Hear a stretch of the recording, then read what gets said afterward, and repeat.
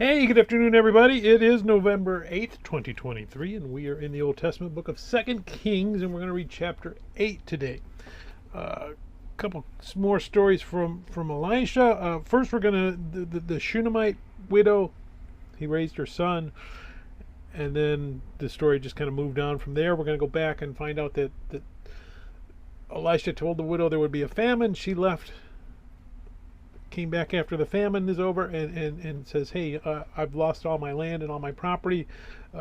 Goes to the king and says, can I be restored? And Elisha's servant says, this is what happened, and she's restored. So we do see that the king did respect Elisha. Kind of a love-hate relationship, I guess, is the way to put it. And that's kind of the relationship he had with God, was love and hate, although he more hate than love from the kings of Israel. Then we get a story of the death of Ben-Hadad and Hazael, one of his servants, who comes seeking Elisha's advice because Ben-Hadad is sick. Now, again, we mentioned that the author of 2 Kings doesn't necessarily go chronologically through his history, so it's a little hard to figure out where this is. Ben-Hadad is probably not a name, it's a title, so that kind of mucks it up a little bit too. But at some point in Elisha's story, then this story happens, and we see that again, Syria is going to Elisha. So his reputation is extending beyond Israel, and beyond Judah, to the nations around. So they understand that maybe they don't believe in God, but they understand that the words Elisha says come true. Whereas the words of Baal, their own god, well, it's hit or miss. It's about random chance. So they want to find out if the king of Syria is gonna recover from his illness. Hazael is sent to ask Elisha. Elisha says, you know what? Yeah, he's going to recover.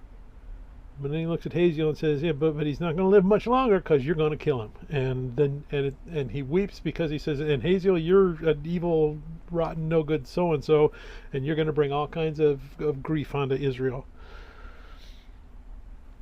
Then we get back into the Chronicles of the Kings of Judah is where we're going to jump back in. We go through Jehoram,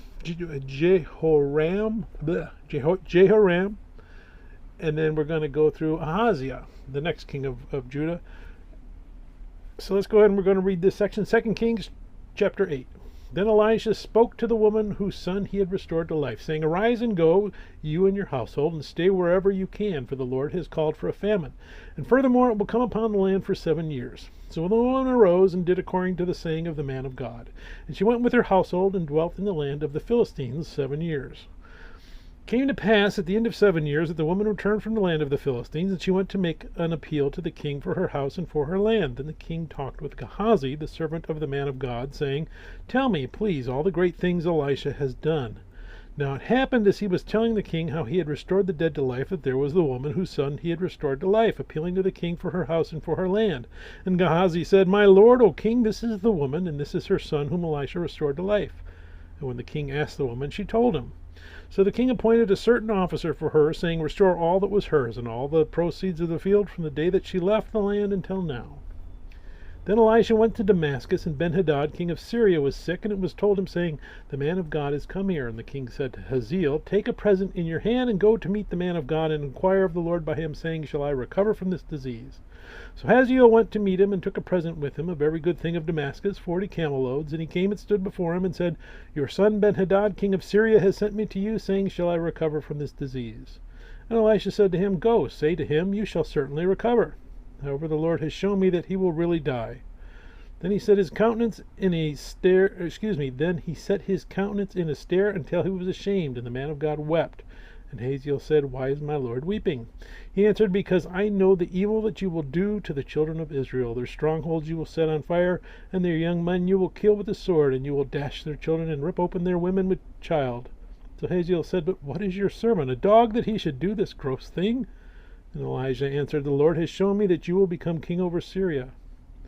Then he departed from Elisha and came to his master, who said to him, what did Elisha say to you? And he answered, he told me you would surely recover. But it happened on the next day that he took a thick cloth, dipped it in water, and spread it over his face, so that he died, and Hazael reigned in his place. Now in the 5th year of Joram the son of Ahab, king of Israel, Jehoshaphat having been king of Judah, Jehoram the son of Jehoshaphat began to reign as king of Judah. He was 32 years old when he became king, and he reigned 8 years in Jerusalem. And he walked in the way of the kings of Israel, just as the house of Ahab had done, for the daughter of Ahab was his wife. And he did evil in the sight of the Lord, yet the Lord would not destroy Judah for the sake of his servant David, as he promised him to give a lamp to him and his sons forever. In his days, Edom revolted against Judah's authority and made a king over themselves. So Joram went to Zair and all his chariots with him.